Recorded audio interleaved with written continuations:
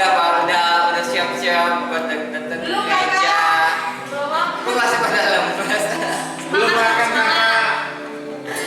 Yuk, biar kita semangat Mau lagi. kemana nih? Biar kita lebih fokus memuji Tuhan lagi. Mari kita nyanyikan lagu apa Kak? Bapakku datang padamu.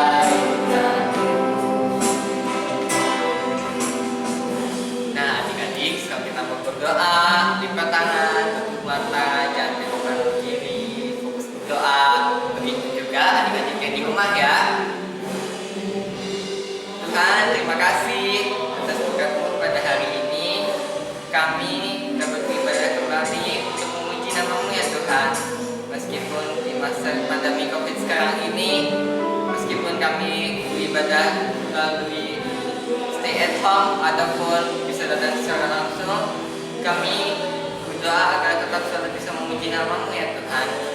Kiranya semua pujian yang kami persembahkan ini dapat menyenangkan hati-Mu dan juga dapat membawa perubahan bagi kehidupan maupun orang-orang sekitar kami. Terima kasih ya Tuhan. Di dalam nama-Mu kami sempurnakan doa ini, hanya dalam nama-Mu Tuhan kami Yesus Kristus. Amin. Duh, masih lemes aja nih. Gimana sih? Semangat dong ya. Ya aduh. Nah, kita mau nyanyi apa lagi nih kakak? Nyanyi lagu dari terbit Matahari. pakai gerakan ya. Ikutin kakak ya. Dari terbit matahari sampai pada masuknya zaman Tuhan dipuji.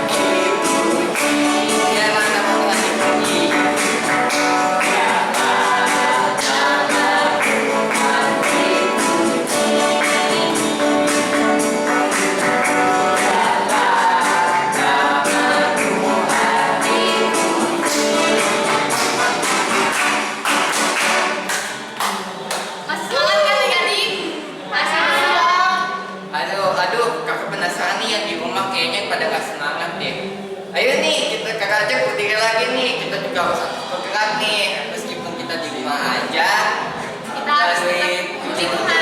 ini, kita juga harus semangat. Kita angkat lagu pujian bila roh ada.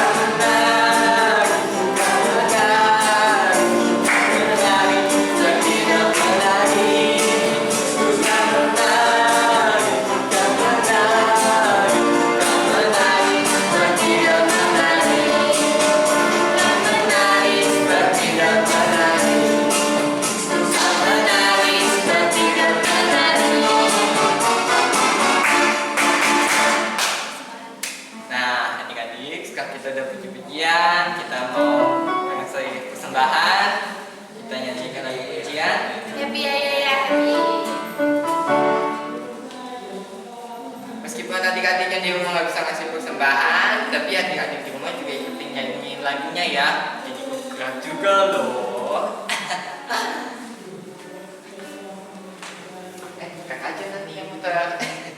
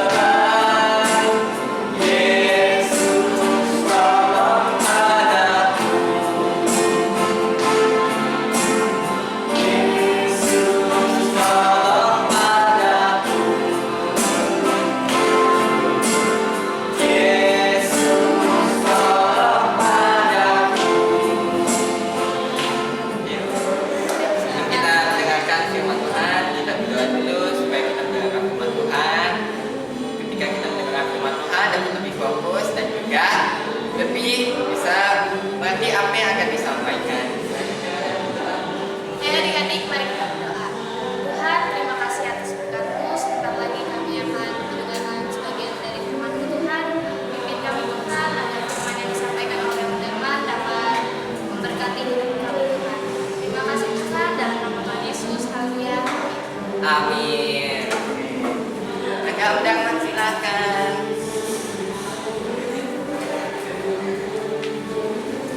Oke, minta maaf, saya akan duduk.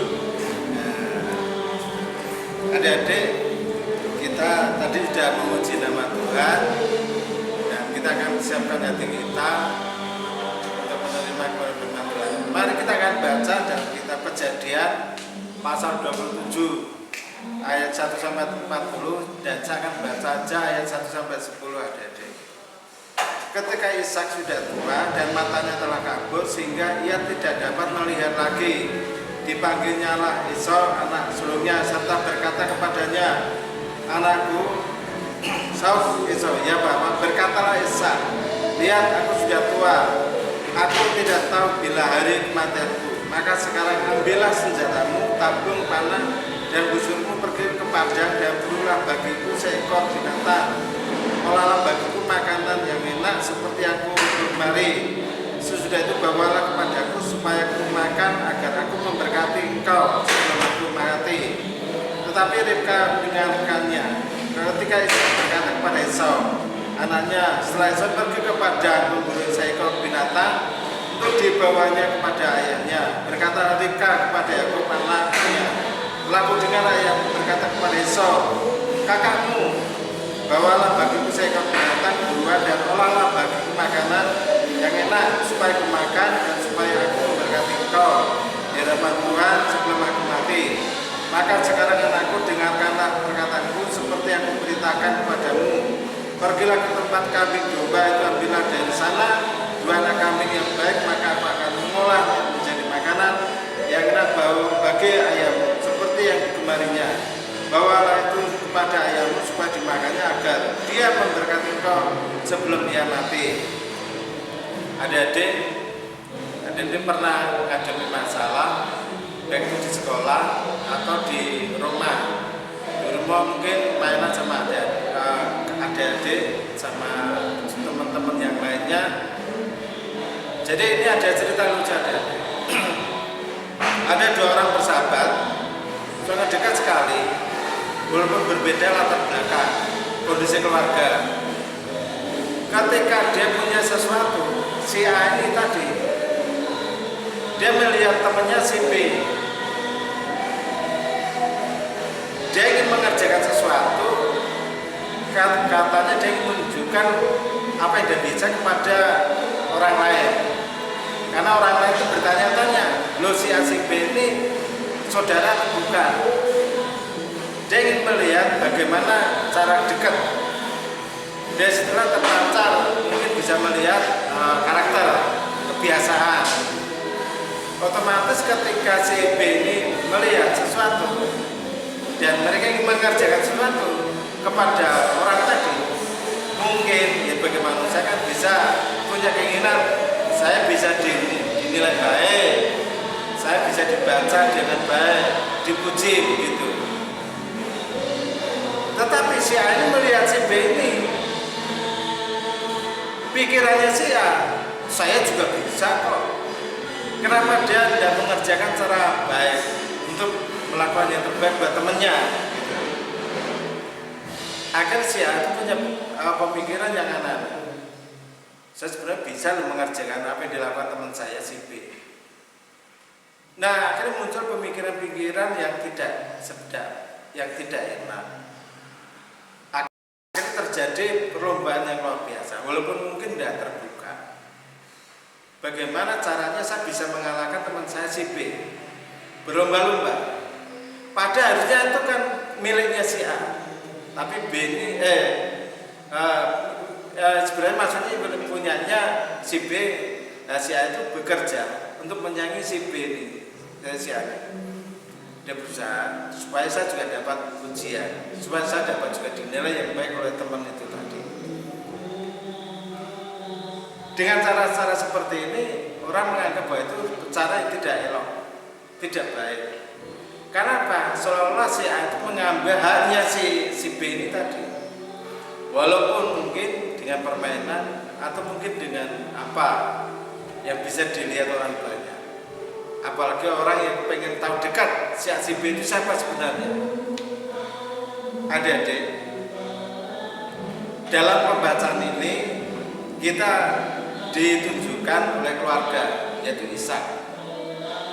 Ishak sudah tua, Ishak sudah mulai usia lanjut, ya. Bahkan dia sudah mulai rabun matanya. Sebelum dia mati, dia punya keinginan untuk memberi berkat sulungnya kepada Esau.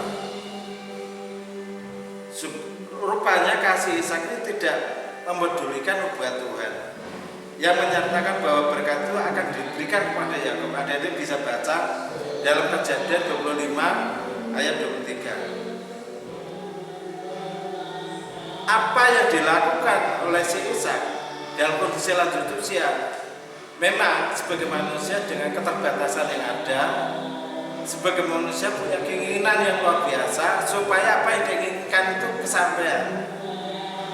Matanya mulai rabun. Rabun itu menggambarkan kebutuhan batin manusia, hati manusia untuk mengerjakan sesuatu sesuai kehendaknya. Ya. Bagaimana Ishak itu untuk memberkati Esau. Walaupun apa yang dilakukan oleh Ishak terhadap Esau itu juga nanti akan ditolak. Apa yang telah dinubuatkan dalam kitab Maleakhi 1 ayat 2-3. Esau ingin menunjukkan kasihnya kepada anak-anaknya. Itu enggak salah. Esau ingin menunjukkan dua anak tadi. Tetapi si Esau kurang peka, kurang balik. Makanya mendengar si Ribka mendengar peristiwa ini apa yang akan dilakukan oleh Ishak. Si Ribka itu berusaha untuk menyenangkan si Yakub. Lalu dia mendekati Yakub, tolong kamu nanti cari apa yang dipesankan oleh si Ishak, berburu kambing, binatang. Lalu si Ribka ini minta tolong suruh nyediain kambing yang masih muda. Kenapa si Esau itu disuruh sama si Ishak untuk menghidangkan makanan yang digemari oleh Ishak. Mamanya si Yakub membantu si Esau, dimasakin daging yang enak luar biasa. Daging apa namanya, badannya si Yakub kan licin kulitnya. Jadi kulitnya si kambing yang berbulu itu dipakaikan ke Yakub. Ketika Esau pergi, dia udah curiga si Ishak, ini jangan-jangan Esau bukan atau siapa itu. Tapi karena dia udah janji sama Esau, waktu dia sebelum disuruh pergi untuk cari apa menjadi minat si Ishak, akhirnya mumpung si Esau belum pulang, akhirnya si majulah si Yakub atas suruhan si mamanya. Tujuannya apa? Supaya si Yakub diberikan berkat, yaitu apa? Hak kesulungannya. Gitu. Adik-adik, dengan segala cara apa yang dilakukan oleh Ribka untuk membantu si Yakub, cara-cara seperti ini sebenarnya tidak sehat. Siapapun bisa menilai bahwa apa yang dilakukan oleh Ribka itu enggak benar. Kenapa si Ishak minta tolong untuk si Esau untuk memberikan makanan, walaupun dengan berusaha dulu cari binatang apa dan sebagainya. Dia udah janji nanti kalau saya udah mati, saya berikan dulu sebelum mati, akan saya berikan kepada Esau. Tapi kalau kita baca dalam kitab Kejadian itu tadi, si Ishak juga kadang-kadang kurang peka apa yang telah dikehendaki oleh Tuhan. Makanya si Ribka dengan sangat kecekatan hati mereka memperjuangkan supaya hak itu benar-benar diberikan kepada Yakub. Tadi saya bilang gini, mungkin Ribka beranggapan karena Yakub berhak ya atas berkat tersebut, maka dengan wajar jika ia menipu Ishak. Nah, tujuannya nyampe. Lalu menjadi pertanyaan adalah, emangnya Tuhan akan memberkati orang yang melakukan dengan segala cara yang tidak sehat. Kalau kita baca secara utuh peristiwa yang dialami oleh keluarga ini, sebenarnya ini juga sudah dinubuatkan oleh Tuhan dalam kitab-kitab Kejadian pasal tadi dan Malaki. Kita sebagai manusia tidak bisa menebak apa yang menjadi keinginan Tuhan. Kadang-kadang kita hanya melihat, bertanya-tanya, loh ini kan tidak sesuai dengan pikiran manusia. Kenapa Tuhan pilih seperti itu? Ingat loh adik-adik, apa yang dilakukan oleh Tuhan itu bukan berdasarkan pemikiran manusia, bukan berdasarkan kehebatan manusia. Kalau begitu, kenapa dia bisa dipilih oleh Tuhan? Nubuatan ini bisa dilakukan, dan ini terjadi pada Yakub. Tuhan punya rencana yang lebih besar. Kalau ada yang dibaca dalam kitab Kejadian 25, 33 dan seterusnya, dan kita Maleakhi 1-2, Maleakhi 1 ayat 2 sampai seterusnya, itu luar biasa. Jadi mari kita banyak merenung diri. Kita banyak merenung bahwa Tuhan itu adalah yang sungguh-sungguh memang punya otoritas. Tuhan, aku kepengen seperti teman saya ini Tuhan, CB. CB kan orangnya hebat. Masa saya enggak sih? Akhirnya timbul tindakan iri hati. Ya. Melewat cerita seperti ini, kita melihat apa yang dilakukan oleh si Ribka itu sangat janggal. Ya. Demi membela si Yakub. Sekali lagi mungkin kita bertanya, mengapa Tuhan memilih Yakub yang curang, yang tidak benar? Kenapa tidak memilih si Esau? Saya ngomong tadi, Tuhan memilih seseorang bukan berdasarkan pemikiran manusia, namun Tuhan melakukan itu berdasarkan pemikiran Tuhan dan kehendak Tuhan. Tuhan memilih rencana. Tuhan memiliki rencana yang luar biasa kepada Yakub untuk generasi berikutnya sebagai umat pilihan Allah. Kalau kita mungkin bertanya gini, kenapa Tuhan memilih saya? Kenapa Tuhan memilih Obed, Rahel, Milka dan seterusnya dan sebagainya? Kita nggak ngerti. Mungkin kita bisa memberi penilaian yang lebih karena kita merasa baik, karena kita merasa pintar, mungkin karena kita merasa ada sesuatu yang lebih daripada yang lain. Bukan. Perlu diingat bahwa manusia itu saya ngomong, manusia itu udah dosa semua. Kalau Tuhan memilih kita menjadi umat pilihan Tuhan, padahal kita latar belakang berdosa. Artinya apa? Bahwa Tuhan punya rencana yang luar biasa buat kita. Yang sesungguhnya kita nggak layak karena dosa-dosa kita.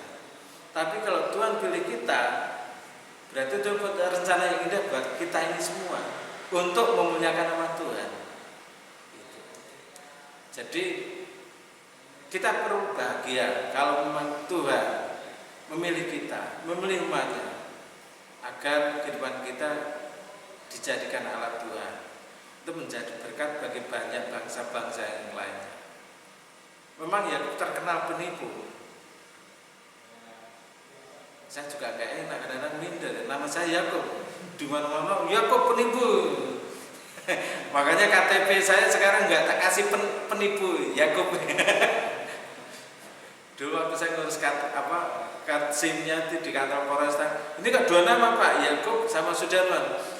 Menurut akta lahir Sudarman. Loh kok ada Yakub? Itu nama baptisan gereja. Ya udah enggak apa-apa lah. Kembali lagi Sudarman. Saya dikasih nama baptisan Yakub sama pendeta saya dulu. Dulu saya bangga. Ternyata lama-lama saya juga ngerasa nggak enak, penipu. adik-adik baik yang di sini maupun di rumah, marilah kita tetap bersyukur kepada Tuhan. Kalau kita masih ada kesempatan sampai hari ini kita bisa melakukan apa menjadi keinginan kita, itu semua karena anugerah Tuhan yang Tuhan berikan kepada kita. Kalau Tuhan menganugerahkan kepada kita, berarti Tuhan punya rencana bahwa anugerah itu bukan untuk diri sendiri. Tuhan memilih kita untuk menjadi partner untuk mengerjakan pekerjaan Tuhan. Mungkin adik-adik di rumah, ada teman-teman di rumah, teman-teman tetangga kanan kiri, ya bisa juga jadi teladan, jadi teman yang baik, bisa menyaksikan cita kasih Tuhan. Itu Tuhan bangga luar biasa. Mungkin kita di sekolah, ada teman-teman yang lainnya yang belum kenal, oh ternyata obatnya orang Kristen. Kamu dari gereja mana sih? Kok kamu bisa cerita tentang kasih Tuhan ini? Akhirnya timbul pertanyaan-pertanyaan yang akhirnya bisa dijawab dengan apa? Tindakan. Mungkin bisa nolongin orang untuk mengerjakan soal, menolong, atau membantu yang lainnya. Tuhan memilih kita bukan sesuatu yang sia-sia. Tuhan memilih kita karena memang Tuhan ingin kita dijadikan partner oleh Tuhan untuk menjadi alat, untuk memuliakan nama Tuhan. Jadi adik-adik yang di rumah jangan merasa kecil hati. Loh aku nggak bisa apa-apa om, nggak seperti yang lainnya bisa main musik, saya nggak bisa nyanyi seperti teman-teman yang lainnya. Loh Tuhan kasih kamu yang berbeda. Mungkin adik-adik dikasih karunia kepintaran untuk nolongin orang. Adik-adik kan bisa berdoa, bisa membantu teman-teman kita yang nggak bisa doa, yang sakit kita bantu dalam doa. Atau mungkin ada teman-teman yang lainnya ada yang perlu ditolong, kita wajib tolong agar kita bisa juga menunjukkan rasa syukur kita kepada Tuhan. Dengan cara apa? Ya kita menolong teman-teman kita. Jadi tidak ada sesuatu yang tidak bisa kita lakukan. Tuhan memberikan kapasitas kita sesuai dengan kemampuan kita. Kalau Tuhan memberikan sesuatu yang lebih besar, kita merasa tidak mampu nih, Tuhan akan memberikan kemampuan jika kita bergantung memohon pertolongan kepada Tuhan. Biarlah apa yang kita baca pada pagi hari ini, kisah si keluarga dari si Ishak dan keluarga mengingatkan kepada kita bahwa kita diingatkan bahwa Tuhan itu yang berkuasa. Apapun penilaian dunia kepada diri kita, mungkin kita tidak ada nilainya di hadapan mereka. Di dunia ini banyak persaingan dengan cara-cara yang tidak sehat. Untuk saya meraih keberhasilan, saya ingin menyingkirkan dia, saya ingin mempermalukan dia, itu dunia. Tapi marilah kita belajar untuk mengasihi kepada teman-teman kita. Biarlah apa yang kita baca pada pagi hari ini mengingatkan kepada kita, sekali lagi mari kita bersyukur. Kalau Tuhan memilih kita, itu bukan karena kita hebat, sekali lagi, bukan karena kita punya kelebihan yang luar biasa, bukan. Mungkin kita dinilai orang-orang yang tidak sesuai dengan keinginan dunia. Tapi kalau Tuhan memilih kita, berarti Tuhan punya rencana yang lebih besar lagi. Biarlah dalam pengiringan kita, mungkin di sekolah minggu untuk masa depan ke depan, biar kita tetap diberkati oleh Tuhan. Di sekolah, di pekerjaan dan sebagainya, agar kita terus tetap memuliakan nama Tuhan. Kiranya firman Tuhan menjadi berkat buat kita semua, buat teman-teman yang ada di rumah. Mari kita akan tutup dengan doa. Terima kasih Tuhan, kami bersyukur kami sudah membaca firman Tuhan. Banyak peristiwa yang tidak masuk akal. Engkau menunjukkan cerita-cerita yang tidak sesuai dengan pemikiran kami. Namun kami boleh disadarkan bahwa lewat peristiwa daripada keluarga Ishak ini Tuhan, Kau Allah yang berkuasa, Kau yang mencelikkan mata batin kami, terlebih ajar kami untuk lebih peka akan suara Tuhan, sehingga kami ketika kami melakukan segala sesuatu atas kehendak pimpinan daripada Tuhan saja. Tuhan ampuni Tuhan segala kelemahan kekurangan kami, agar kami juga menjadi berkat buat teman-teman kami baik di rumah maupun di sekolah maupun di tempat-tempat yang lainnya Tuhan. Ajar kami untuk mengasihi Kau lebih sungguh. Bapa, terima kasih. Kiranya Tuhan terus nantiasa memberkati buat orang tua kami masing-masing. Mereka yang bergumul untuk ekonomi, mereka bergumul untuk keuangan, mereka bergumul untuk segala sakit penyakit mereka yang sakit Tuhan akan menolong mereka, akan memberkati kehidupan mereka. Terima kasih Tuhan, terima kasih. Inilah doa kami ya Tuhan, ampuni segala dosa-dosa kami. Kami serahkan hidup kami sepenuhnya ke dalam kuasa-Mu. Memberkati Tuhan adik-adik kami yang besok hari Senin akan mengadakan tes ulangan. Kami serahkan ke dalam kuasa Tuhan. Memberkati dalam segala persiapan mereka. Tuhan memberikan kesehatan secara prima, kekuatan, ingatan secara kuat Tuhan, sehingga mampu untuk menyelesaikan pekerjaan, terutama tugas-tugas sekolah, sehingga apapun yang akan mereka lakukan dapat menghasilkan nilai yang luar biasa. Jadikan mereka menjadi anak yang berbeda sesuai dengan kehendak Tuhan, sehingga mereka menjadi berkat, menjadi contoh buat teman-teman yang lainnya yang belum percaya kepada Tuhan. Memberkati ya Tuhan sekali lagi bagi persiapan-persiapan setiap anak sekolah yang besok akan mengadakan ulangan. Terima kasih Tuhan, terima kasih inilah doa kami. Dalam nama Tuhan Yesus kami berdoa dan ucap syukur. Amin.